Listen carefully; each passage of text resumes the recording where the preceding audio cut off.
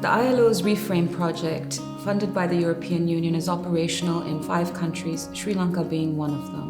Its main aim is to make sure that when migrant workers seek employment overseas, that their recruitment is actually done in a fair way where there's no violation of their human rights or their labor rights. And this project has worked tirelessly to try to find ways that when they're recruited in a fair manner and they're not exploited. In terms of capacity building, government officials, unions, and recruitment agents were particularly targeted to understand really what is meant by fair recruitment principles and guidelines. The Foreign Employment Bureau has engaged with this program in different ways.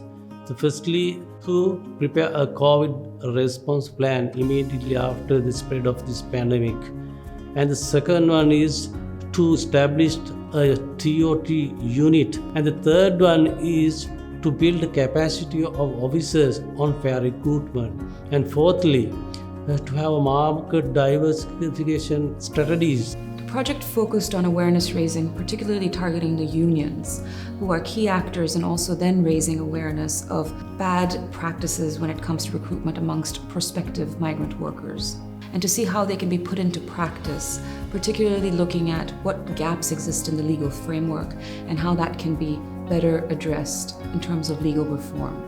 REFRAME has created the path for the trade union in Sri Lankan history as a first time to work with the labor migration and the fair recruitment initiative. I think the main contribution of the REFRAME program was its deep dive focus on the very first stage of the migration journey. So the REFRAME project supported to build the capacity of NGOs and trade union organizations to give this message of fair recruitment, safe migration to migrant communities. Over the long term, if their journey begins violation-free, their journey as migrant workers will be very beneficial for them, but also for society, for the economy, for the government, for employers, and all around. And this goes for both men and women migrant workers.